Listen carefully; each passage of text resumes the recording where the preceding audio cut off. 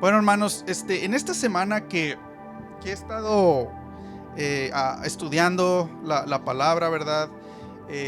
A través de las escrituras, a través de la lectura, me, me di cuenta, ¿verdad? De una conducta muy especial, una conducta muy, ¿cómo se dirá? Muy enfatizada en los fariseos, y una conducta que es muy común también en el día de hoy, ¿verdad? En los cristianos del día de hoy. Y es que esta conducta es muy peligrosa porque está disfrazada de una apariencia buena, pero de un corazón engañoso, ¿verdad? Esta conducta está disfrazada de una apariencia bien, de una apariencia santa, pero con un corazón equívoco, ¿verdad? Un corazón desviado. Y hablo de sentirnos más religiosos o sentirnos más santos, por así ponerlo, ¿verdad?, que los que están a nuestro alrededor.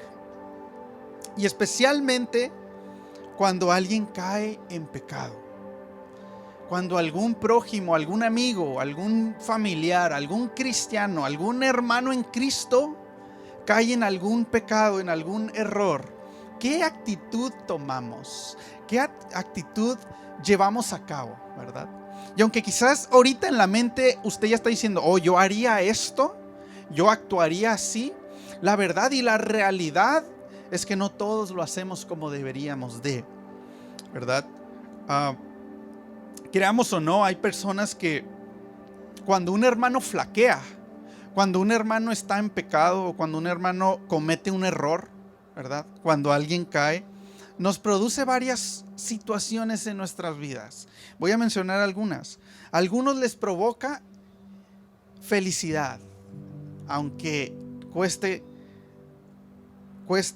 entenderlo, cueste aceptarlo. Hay personas que les produce felicidad cuando alguien cae. ¿Por qué? Porque esto, como yo una vez comentaba, te pone en un nivel más alto aparentemente, porque dices, yo no caí y él sí cayó, gloria a Dios porque estoy bien, ¿verdad? Puede provocar un poco de orgullo, ¿verdad? Gloria a Dios porque yo me estoy manteniendo bien, me siento feliz de mí mismo porque yo estoy bien, me siento feliz porque mi familia está bien y no es como la familia tal. Puede producir un poco de orgullo, puede producir un poco de decepción o coraje, ¿no? ¿Por qué si era cristiano y cayó? ¿Por qué si seguía y buscaba a Dios e hizo esto? ¿Por qué si era hijo del ministro y pasó esto? ¿Por qué si era el que tocaba y pasó esto? Nos produce un poco de decepción y coraje. Pero a pocos, y me atrevo a decirlo, a pocos produce compasión cuando alguien cae.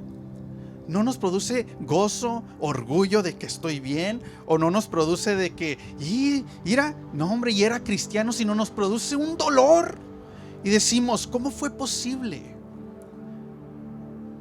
¿Qué puedo hacer para levantarlo? ¿Qué puedo hacer para ayudarlo? ¿Qué puedo hacer para guiarlo por el camino? Y saben, esta actitud era muy común en los fariseos, no la de compasión, pero la de orgullo, ¿verdad? Y vamos a ver una historia donde vemos 3 puntos de vista y donde vemos 3 posturas. ¿Están listos, hermanos? ¿Por qué no me acompañan a Juan 8? Juan capítulo 8, versículo 1, una historia muy conocida, pero la vamos a exprimir el día de hoy. Juan capítulo 8, versículo 1, me indica con un amén.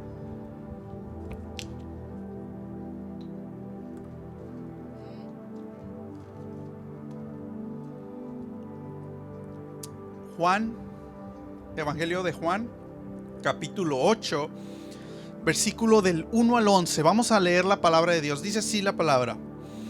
Y Jesús se fue al monte de los olivos, y por la mañana volvió al templo, y todo el pueblo vino a él, y sentado él les enseñaba. Entonces los escribas y los fariseos le trajeron una mujer sorprendida en adulterio, y poniéndole en medio le dijeron, Maestro, esta mujer ha sido sorprendida en el acto mismo de adulterio, y en la ley nos mandó Moisés apedrear a tales mujeres. Tú pues, ¿qué dices? Mas esto decían tentándole para poder acusarle. Pero Jesús, inclinado hacia el suelo, escribía en tierra con el dedo. Y como insistieran en preguntarle, se enderezó y les dijo: el que de vosotros esté sin pecado, sea el primero en arrojar la primera piedra contra ella. E inclinándose de nuevo hacia el suelo, siguió escribiendo en tierra. Pero ellos, al oír esto, acusados por su conciencia, salían uno a uno, comenzando desde los más viejos hasta los postreros. Y quedó solo Jesús y la mujer que estaba en medio. Enderezándose Jesús, y no viendo a nadie sino a la mujer, le dijo: mujer, ¿dónde están los que te acusaban? ¿Ninguno te condenó? Ella dijo: ninguno, Señor. Entonces Jesús le dijo: ni yo te condeno, vete y no peques más.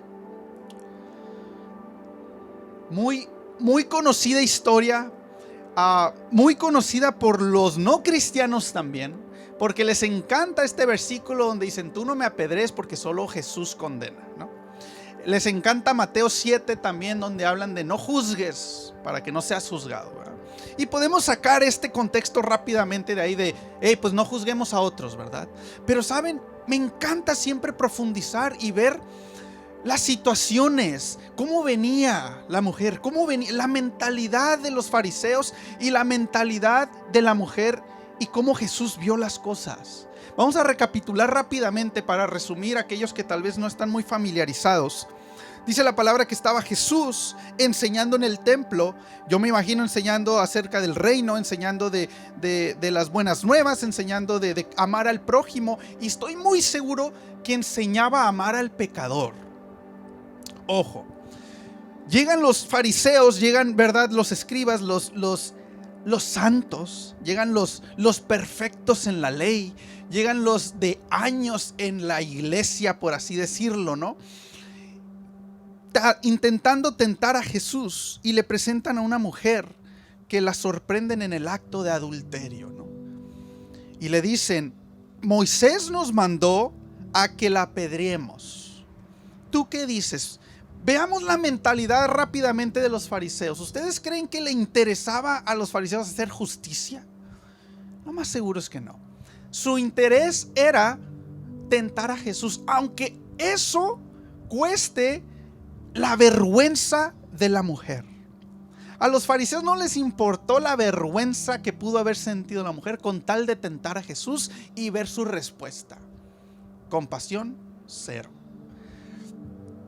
Llegan, ¿verdad?, y le dicen: ¿tú qué nos dices? Jesús, con su infinita sabiduría, obviamente, él sabía el corazón de los fariseos y sabía que lo intentaban poner a prueba. ¿Por qué? Porque tenía básicamente dos respuestas: sí o no. Y las dos respuestas tenían consecuencias. La primera respuesta, si decía sí, apedréenla, iba a ir en contra hasta cierto punto de lo que él venía enseñando de amar al pecador, tener compasión. Él estaba ya enseñándole a la gente, él caminaba de repente y hablaba con pecadores. Entonces, si él decía apedréenla, iban a decir: oye, no, que hablabas de compasión. Aparte, todo esto lo ponía en contra del gobierno de Roma, del Imperio Romano, que evitaba hacer justicia por sus propias cuentas. Tenían que ir todo ante el emperador o ante los gobernantes. Ahora, si decía no la apedreen, se ponía en una situación que iba en contra de la ley de Moisés, ¿no? Entonces, los fariseos no fue la primera vez que ya lo habían intentado. Una vez le dijeron: ¿con qué autoridad hablas? ¿Recuerdan? Y Jesús al final les dijo: no les voy a decir, ¿no? También le intentaron decir: ¿el bautismo de Juan era de los cielos, era de Dios o no? ¿Verdad? Siempre lo intentaban buscar que tropezara. Y bueno, Jesús le dice: el que esté libre de pecado, aviente la primera piedra. Básicamente esto es lo que pasó. Los fariseos, cada uno, me imagino, soltó su piedra, se retiraron del lugar y queda Jesús solo con la mujer, ¿verdad? Y le dice: ojo, no solamente la perdona, pero le dice: no peques más. A veces podemos decir, ay, Dios perdona todo, pero sí, recordemos que Dios no la juzgó ni la condenó, pero le dijo, no peques más. Bueno, esta es la historia, ¿no? La mentalidad de los fariseos. Yo sé que hoy en día podemos decir, ay, sí, se pasaron los fariseos, ¿verdad? Yo no hubiera hecho eso. ¿Saben algo? Estoy casi seguro que si muchos estuviésemos en ese lugar, hubiéramos dicho, ellos tienen razón, son los fariseos, son los que conocen. Y sí, la ley dice eso. ¿Saben? En la mentalidad de los fariseos, hasta cierto punto, estaban cumpliendo la ley. Estaban haciendo bien, de acuerdo a la ley, ¿verdad? En ese momento ellos creían que eso era lo correcto.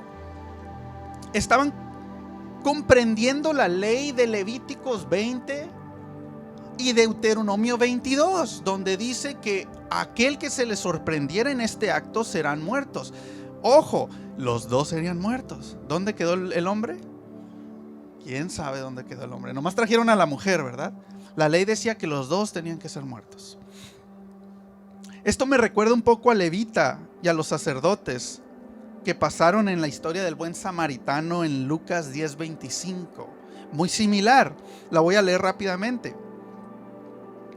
Otra vez, similar la situación. Era un intérprete de la ley tentando a Jesús y le pregunta, ¿haciendo qué cosa heredaré la vida eterna? Le pregunta. Él le dijo, ¿qué está escrito en la ley? ¿Cómo lees? En otras palabras, ¿qué estás leyendo? ¿Qué es lo que está escrito en la ley? Tú dime, ¿no? Le responde Jesús. Y él le dice, amarás al Señor tu Dios con todo tu corazón y con toda tu alma y con todas tus fuerzas y con toda tu mente y a tu prójimo como a ti mismo. Eso le contesta el intérprete. Jesús le dice, bien has respondido, haz esto y vivirás. Pero él, queriendo justificarse a sí mismo, dijo a Jesús, ¿y quién es mi prójimo? Y bueno, viene la parábola o la historia del samaritano, donde pasa un sacerdote, pasa un levita y lo pasan por alto. Creo que todos conocemos y no me voy a meter tanto en la historia, y que al final pasa un samaritano y es el que hace la verdadera esencia de la ley. Pero los fariseos, o en este caso los sacerdotes, ojo, hasta cierto punto cumplieron parte de la ley, que era no acercarse a un cadáver o a alguien que pareciera estar muerto. ¿Sabían ustedes eso? En Números 19:11 la ley decía que el que tocare el cadáver de cualquier persona será inmunda. Yo me imagino, ¿verdad? En esta historia, los sacerdotes caminando y hasta cierto punto, y dice la palabra que esta persona había sido robada y parecía muerto. Yo me imagino que lo vieron y dijeron, es un cadáver. Primero la ley. No lo toco porque me voy a hacer inmundo. Aparentemente estaban haciendo lo bueno. Apariencia buena, corazón equivocado. Esta actitud tenían los fariseos, ¿verdad? Y a veces, hermanos, nosotros podemos meternos tanto en las reglas, tanto en lo que Dios espera de nosotros, tanto en la palabra, que olvidamos la esencia de la palabra y solo nos grabamos letras. Y nos ponemos en una postura de que, uy, cayó el hermano, deja agarro mi piedra, ¿no? Uy, el hermano no está viniendo a la iglesia, deja agarro mi otra piedra, estoy listo para aventarla, ¿no? El hermano no se conectó al estudio del miércoles, gloria a Dios, una piedrota, ¿no? No se crean. Y empezamos a ver las cosas y empezamos a juzgar y estamos listos con nuestras piedras. Aparentemente buenos, pero con un corazón incorrecto.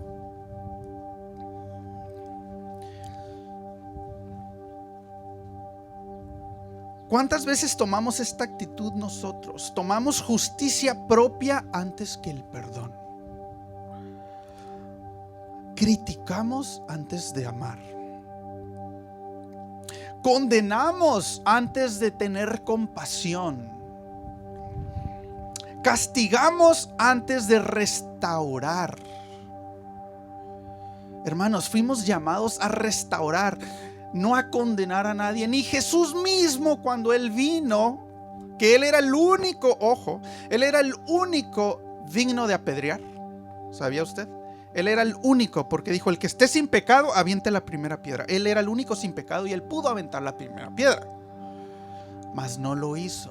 Si Jesús no lo hizo, porque dice su palabra que él no vino a condenar, sino a salvar, ¿por qué nos ponemos en ese papel? No, el hermano cayó, yo sabía. No, ya no le hablen porque el hermano está así. Fuimos llamados a restaurar, Gálatas 6, a los hermanos que han caído, ¿verdad? Ahora pongámonos en los pies de la mujer. ¿Qué es lo que sucedió con la mujer? Fue, para empezar, sorprendida en un acto vergonzoso. El pecado sigue siendo pecado. Jesús no dijo que no fue pecado lo que hizo la mujer. Dijo que fue pecado. Por eso le dijo: no peques más, ¿verdad? La sorprendieron en este evento.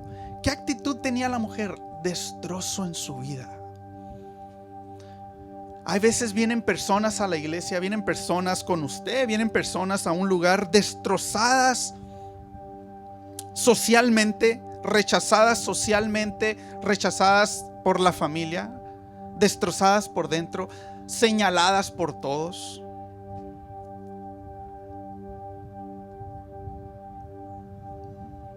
Yo me imagino que ella decía: no, hombre, si mi familia me mira así, los fariseos, que son la ley en este lugar, me miran como una pecadora, ¿cómo me va a ver el maestro, el rabí del cual se escucha, ¿no? Pero Jesús la miró diferente a ella. Una enseñanza bien importante, y si algo nos vamos a llevar hoy, que esto sea algo. Cuando vengas a Jesús destrozado, socialmente destrozado, espiritualmente destrozado por un pecado que has llevado y que no puedes dejar, al final de todo, como te mire la familia, como te miren los hermanos en Cristo, como te mire el pastor, al final lo que importa es cuando estás tú a solas con Jesús. Y lo que Jesús diga y piense de ti. Fíjense que al final, ¿quién quedó? Jesús y la mujer. Al final, hermanos, no se trata de lo que digan los demás, no se trata de lo que opinen los demás. Al final es tu corazón derramado ante los pies de Cristo. Jesús ya sabía que la humanidad es pecadora. ¿Saben esto? Esto es bien interesante. A Jesús no le sorprendió el pecado. Fíjense que los fariseos venían bien sorprendidos. La encontramos en adulterio. ¿Cómo es posible? Y Jesús, yo me lo imagino, dice la palabra que estaba escribiendo. No fue como que Jesús saltó y ¿cómo? ¿Verdad? ¿Ella? Ay, hijita, no me lo imagino. A Jesús no le sorprendió hasta cierto punto el pecado. ¿Saben por qué? Porque sabe que pecamos. Somos pecadores. Si alguien conoce que pecamos, es Él. Así que a Él no lo engañamos. Podemos engañar al fariseo, al hermano, al amigo, pero Jesús sabe tu debilidad, hermano. Jesús sabe de lo que cojeas. Él sabía que ella era pecadora. Pero nosotros a veces decimos: ¿cómo era posible? Y eso que asistía los domingos, y eso que cantaba, y eso que predicaba, y eso que era fiel. A nosotros nos sorprende. A nosotros nos sorprende.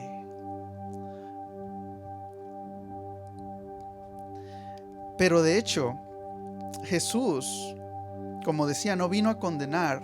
Un versículo bien conocido, que creo que todos o la mayoría de aquí lo conocemos, Juan 3:16. ¿Verdad? No voy a hablar de este, sino del siguiente, el 17, que dice: porque no envió Dios. En el primero dice algo que hizo, porque de tal manera amó Dios al mundo, que envió. Algo que Él hizo, algo que Él propuso. Pero en el 17 es algo que Él no hizo.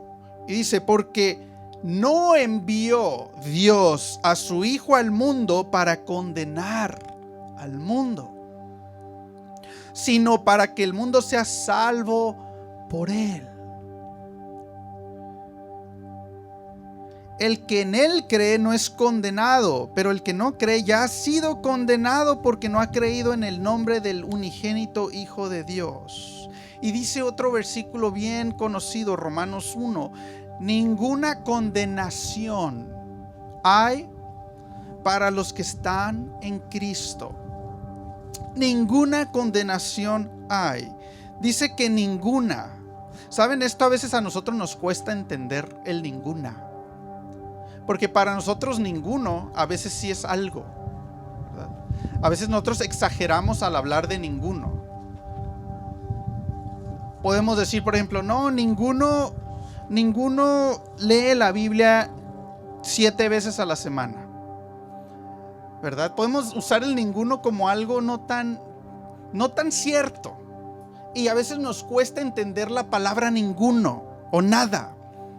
Pero para Dios, el ninguno es absolutamente nada, ¿verdad? Y dice, ninguna condenación hay para los que están en Cristo Jesús.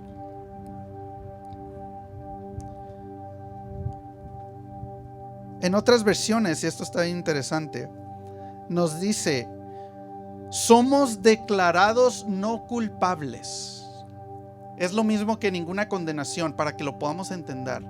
Somos declarados no culpables.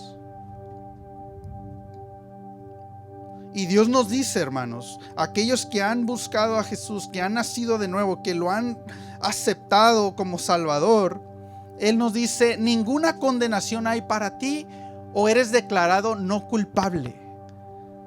Y esto no es tan impactante hasta cuando entendemos de lo que éramos culpables. O esto no es tan impactante cuando entendemos la fuerza y el dolor de ser culpables. Podemos verlos en cortes, en lugares, en lugares donde condenan a alguien. El dolor cuando le dicen que son culpables. ¿Alguien ha visto alguna escena cuando a alguien le dicen eres culpable y esta es tu sentencia? Es un derramamiento de lágrimas. Y cuando a alguien le dicen eres libre, no hay ninguna condenación, es un derramamiento de alegría. Bueno, Dios nos dice, no son culpables. Y saben, esto me duele y esto me choca un poco. No choca de que no me gusta, sino que me molesta, ¿verdad? Porque yo digo, ¿cómo Dios me puede declarar no culpable si yo en el fondo sé que sí soy? ¿Cómo Dios me puede declarar justo si yo en el fondo sé que sigo pecando?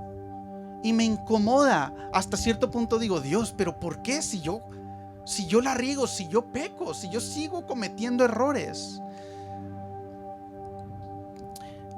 Y Dios nos dice, ¿eres declarado no culpable? Porque mi hijo ha sido declarado culpable por ti.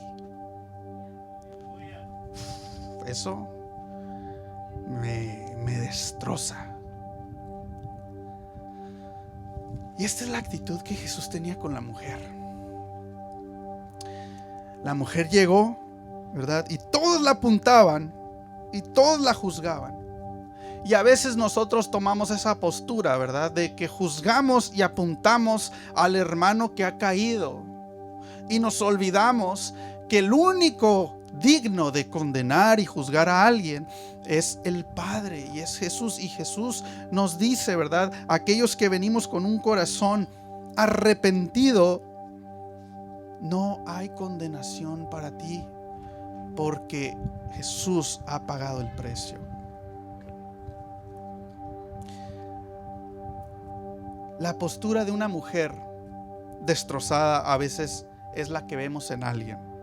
La postura de alguien que viene con un dolor tremendo, con una herida.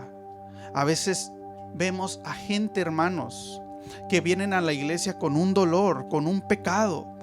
¿Qué actitud tomamos? ¿Somos como fariseos listos a apedrear? Podemos decir no. Y estoy casi seguro que la mayoría en su mente dice, no quiero y yo no soy. Pero a veces lo hacemos con nuestras palabras, con nuestras actitudes, con nuestra forma de hablar de ellos. Uy, ¿y eso qué? ¿Qué es cristiano? yo no lo hubiera hecho. Yo no haría eso. Yo no caería. Gracias a Dios porque no soy mujer, decía en la palabra. Gracias a Dios porque no soy publicano. Gracias a Dios porque estoy bien. Tal vez no le dices, ay, te vas a condenar. Tal vez no lo hacemos directamente, pero lo hacemos indirectamente diciendo, gloria a Dios porque yo estoy bien. El orgullo. Y él cayó, sigo bien, sigo en el camino yo. Y él ya se cayó y ni modo, bueno, yo ahora soy más, estoy avanzando más. Ahí voy. Ahí vas, sí. Y Jesús nos dice, oh, ¿te crees muy bueno? Tira la piedra pues. Tira la primera piedra. Eres muy santo, eres muy limpio, tira la primera piedra. ¿Saben algo? Si hay algo aquí, algo que aterrizamos, siempre es en la gracia de Dios. Esta historia no solamente es de una mujer con dolor y vergüenza, no solamente es de un fariseo orgulloso y no solamente es de una escena de perdón, sino es una escena que apunta a Cristo y una escena que apunta a la gracia de Dios. ¿Por qué? Porque viene el pecador y Dios lo perdona. Están las personas que se creen dignas de todo y Jesús al final les dice, ¿saben qué? Todos son pecadores. Sí, tú fariseo también, que estás con la piedra listo, también eres pecador. Tu mujer, también eres pecadora. Tú también eres pecador. Y yo, dice Jesús, que soy el único digno, no te condeno. Ese es el evangelio. Esa es la gracia de Dios. Hermano, no porque yo esté aquí hablando significa que soy más justo y más limpio que alguien que no esté aquí, que esté sentado allá afuera. Si Jesús estuviese aquí en este lugar, yo estuviera en la misma posición porque soy pecador también. Y si estoy aquí es por la gracia de Dios y su misericordia. Que el precio que yo debo pagar y debí pagar antes de conocer al Señor fue cargado en la cruz por Jesucristo. Esta escena que se presenta en la mujer adúltera es la escena del evangelio, la gracia y misericordia de Dios. Pero nos enseña muchas cosas. Nos enseña a poner los pies sobre el suelo y entender quiénes somos. Somos la mujer que venimos con un pecado que no podemos. Gloria a Dios, hay buenas noticias. Ve con el Señor y cuando estés a solas con Él, con un arrepentimiento genuino, dice la palabra que Él no rechaza un corazón contrito. Y al final todos no están. Al final todos se fueron y solamente está Jesús y la mujer. Al final el cambio y el perdón se produce cuando estás tú con Jesús. No cuando el fariseo te dice, ¿sabes qué? No eres pecadora, eres libre. No cuando la sociedad te dice que estás bien. No cuando la sociedad te acepta como buen cristiano. Y discúlpenme, pero no cuando ni siquiera la iglesia o el pastor te acepta como buen cristiano. Es cuando Jesús te acepta como cristiano. La postura de Jesús es abrazar el corazón arrepentido. La postura de Jesús fue compasión al pecador. La postura de Jesús fue abrazar, perdonar y enseñar. Jesús, familia, y con esto voy terminando, vino a rescatar al pecador. Ojo, la primera venida de Jesucristo fue a salvar a la humanidad. ¿Saben qué pasa en la segunda?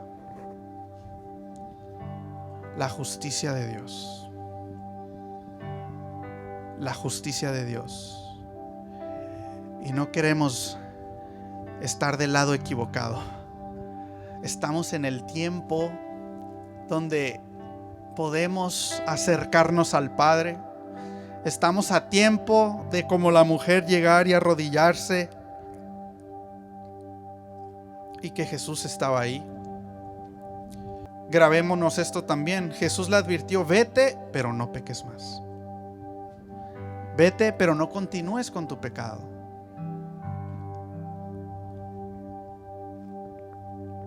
Esta es un paralelismo del perdón y la nueva vida en Cristo.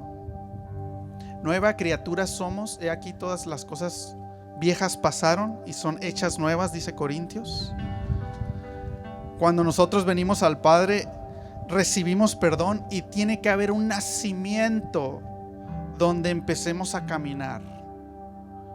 Una nueva creación, una nueva criatura. Es nueva. Tenemos que ir madurando. Somos muy prontos a veces, familia, para juzgar y muy tardos para restaurar. Nuestro rol como iglesia, la cosecha, es restaurar. Restaurar al caído. Antes de juzgar, antes de condenar, antes de hablar antes de chismear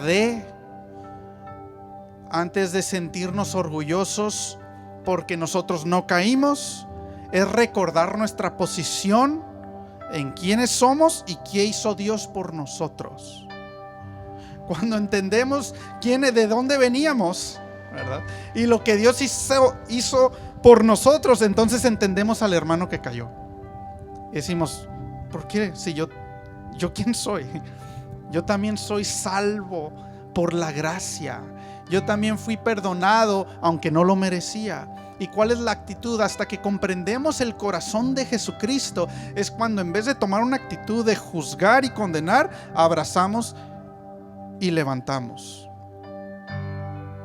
Al final solo quedas tú y Jesús. Y concluyo con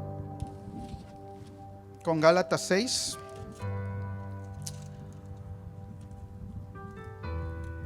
que habla de este versículo o de este tema.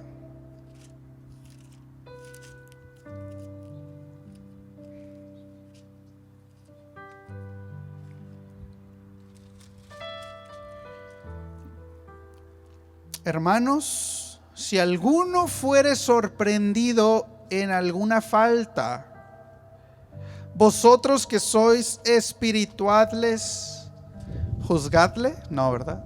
Condenadle, no, ¿verdad? Hablen de él, no, ¿verdad? Dice: ustedes que sois espirituales, restauradle con espíritu de mansedumbre, considerándote a ti mismo, no sea que tú también seas tentado. En otras palabras, está resumido lo que acabamos de ver. Restáurale, levántale, considérate a ti mismo también. Esta es la palabra del día de hoy, familia. Un llamado, una exhortación a aquellos que conocemos o vemos a alguien que está batallando con algo. Nuestra misión y nuestra postura es restaurar. Y aquellos que vienen con un pecado, con una vergüenza, recuerden que hay que ser aprobados por Dios, por Jesucristo primeramente. Y esto va a conllevar un verdadero arrepentimiento. Para recibir la aceptación de Jesús, que es la que más importa y la única que importa al final y al final de las cuentas, esto nos va a llevar, o esto va a requerir, un verdadero arrepentimiento. Y tomemos la postura de Jesucristo de abrazar y restaurar.